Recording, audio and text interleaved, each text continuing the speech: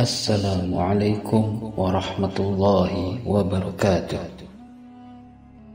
Alhamdulillah, kita bisa berjumpa lagi di channel ini. Doa saya, semoga saudaraku semuanya selalu diberikan kesehatan, dipanjangkan umurnya, diluaskan rezekinya, dan diampuni dosa-dosanya. Amin ya rabbal alamin.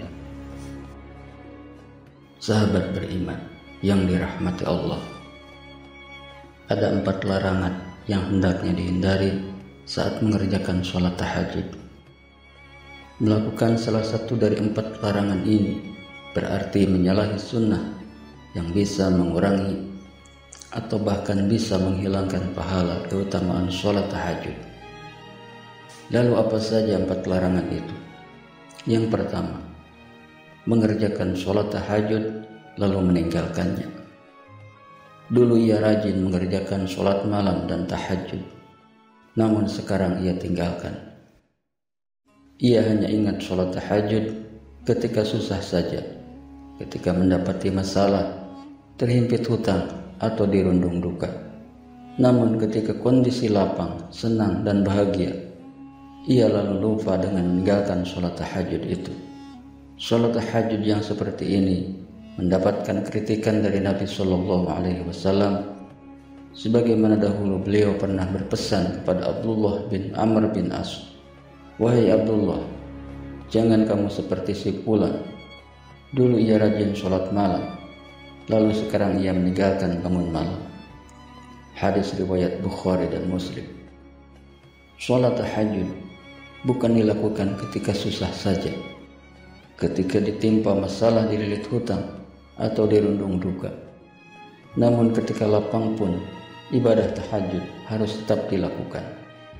Rasulullah Shallallahu Alaihi Wasallam bersabda, "Kenalilah Allah di waktu lapang, niscaya Allah akan mengenalimu ketika susah." Hadis riwayat Ahmad. Meninggalkan sholat tahajud setelah melakukannya termasuk perbuatan yang dibenci. Sebaliknya, Rasulullah Shallallahu Alaihi Wasallam memuji seseorang yang rutin dan istiqomah mengerjakan sholat malam, baik ketika susah maupun senang. Beliau berkata mengenai Abdullah bin Umar yang rajin mengerjakan sholat malam, "Sebaik-baik orang adalah Abdullah bin Umar. Seandainya ia mau melaksanakan sholat malam, saling berkata, setelah dikatakan seperti ini, Abdullah bin Umar tidak pernah lagi tidur di waktu malam kecuali sakit." Hadis riwayat Bukhari dan Muslim. Beliau Shallallahu Alaihi Wasallam telah memberi contoh tidak meninggalkan sholat malam meski beliau dalam kondisi sakit.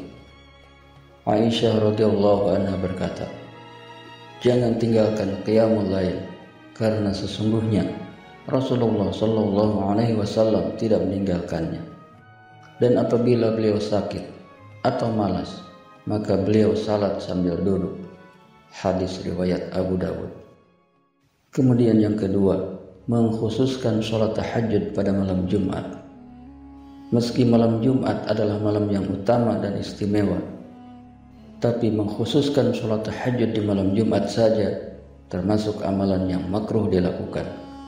Diterangkan dalam hadis dari Abu Hurairah radhiyallahu anhu bahwa Rasulullah SAW bersabda, "Janganlah kalian khususkan malam Jumat dari malam-malam lainnya dengan qiyamul lail atau sholat malam." Hadis riwayat Muslim. Untuk menghindari kemakruhan sholat tahajud di malam Jumat, maka kita bisa menambahkan sholat tahajud pada malam sebelumnya atau sesudahnya. Sebagaimana penjelasan Imam Ibnu Hajar Al-Haytami dalam Tuhfatul Muhtaj, beliau berkata, makruh mengkhususkan malam Jumat dengan qiyamul lail, maksudnya dengan sholat karena larangan yang terdapat dalam hadis riwayat Muslim. Dari situ sebagaimana kitab Matan Minhajul Abidin dirumuskan hilangnya kemakruhan dengan menambahkan satu malam sebelumnya atau sesudahnya. Akan lebih baik lagi jika kita istiqomahkan amalan sholat tahajud itu. Sebab mengkhususkan sholat malam pada malam Jumat saja merupakan larangan dari Rasulullah SAW. Kemudian yang ketiga, melaksanakan sholat tahajud saat kantuk. Jika mengantuk, hentikan atau tunda dulu sholat tahajudnya dengan tidur atau istirahat sejenak sampai hilang kantuknya dan tubuh kembali fit. Inilah sunnah yang diajarkan Rasulullah Sallallahu Alaihi Wasallam. Diriwayatkan bahwa Nabi Sallallahu Alaihi Wasallam pernah menegur Sayyidah Zainab yang memaksakan diri untuk melaksanakan sholat dalam keadaan mengantuk. Suatu ketika Rasulullah Sallallahu Alaihi Wasallam masuk ke dalam masjid, lalu mendapati sebuah tali yang dibentangkan di antara dua tiang. Kemudian beliau bertanya, "Apa ini?" Para sahabat menjawab, "Ini adalah tali milik Zainab. Ketika ia sholat berlama-lama hingga kelelahan, maka ia bersandar dengan tali itu." Rasulullah Sallallahu Alaihi Wasallam kemudian bersabda, "Lepaskanlah tali itu. Kalian harus sholat ketika dalam keadaan segar. Jika kelelahan maka tidurlah." Hadis riwayat Bukhari dan Muslim. Memaksakan sholat dalam kondisi mengantuk itu dilarang, sebab akan memberatkan, menghilangkan kekhusyuan, bahkan bisa mengakibatkan kesalahan dalam sholat. Nabi Sallallahu Alaihi Wasallam bersabda, "Jika salah seorang di antara kalian dalam keadaan mengantuk dalam sholatnya, hendaklah ia tidur terlebih dahulu hingga hilang ngantuknya. Karena jika salah seorang di antara kalian tetap sholat, sedangkan ia dalam keadaan mengantuk, ia tidak akan tahu.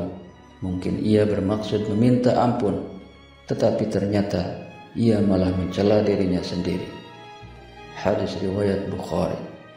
Insya Allah, tidur yang diniatkan mengerjakan sholat tahajud akan ditulis pahala seperti mengerjakan sholat tahajud. Nabi Sallallahu Alaihi Wasallam bersabda, "Siapa yang mendatangi tempat tidurnya dan ia berniat untuk melaksanakan sholat malam, lalu ia tertidur hingga pagi, maka dia tetap mendapatkan apa yang diniatkannya." Hadis riwayat Ibnu Majah dan An-Nasai. Tidaklah seseorang berniat mengerjakan sholat pada malam hari lalu ia tertidur, melainkan Allah akan menetapkan baginya pahala sholatnya, sedangkan tidurnya itu menjadi sedekah baginya. Hadis riwayat An-Nasai. Kemudian yang keempat, bertahajud semalaman setiap hari. Meski sholat tahajud itu baik diamalkan setiap malam, tapi bukan berarti dengan cara yang memberatkan. Sebab memberatkan dalam amalan itu bukan termasuk sunnah yang dianjurkan, bahkan ia dilarang. Rasulullah Sallallahu Alaihi Wasallam telah memberi peringatan, "Demi Allah, akulah yang paling takut kepada Allah dan paling bertakwa kepadanya di antara kalian. Tapi aku kadang berpuasa dan kadang tidak. Aku mengerjakan sholat malam dan juga tidur, dan aku juga menikahi perempuan. Siapa yang membenci sunnahku, maka ia tidak termasuk golonganku." Hadis riwayat Bukhari dan Muslim.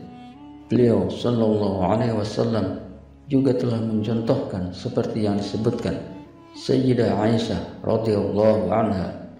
Ia berkata, "Aku tidak pernah melihat Rasulullah Sallallahu Alaihi Wasallam mengerjakan qiyamul lail semalaman sampai subuh.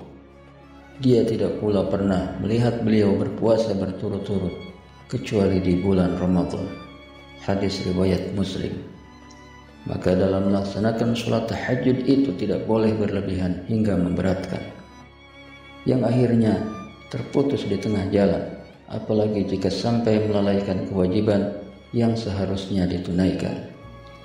Maka yang demikian ini jelas dilarang dan itu sebuah kesalahan.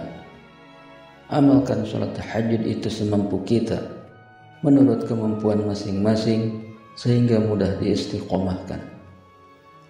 Nabi Sallallahu Alaihi Wasallam memerintahkan, "Lakukan amal-amal yang kalian sanggup melaksanakannya, karena Allah tidak akan merasa bosan hingga kalian sendirilah yang merasa bosan." Hadis riwayat Bukhari dan Muslim. Jika misalnya mampu hanya 2 rakaat, maka ia sudah cukup dan jangan ditambah. Lebih baik sedikit tapi istiqomah daripada banyak tapi terputus di tengah jalan. Nabi SAW pernah ditanya, amal mana yang paling disukai Allah? Beliau menjawab, yang paling kontinu meski ia sedikit. Hadis riwayat Bukhari dan Muslim. Demikian yang bisa saya bagikan. Semoga bermanfaat untuk kita semua. Amin ya rabbal alamin. Wallahu a'lam bishawab. Wassalamualaikum warahmatullahi wabarakatuh.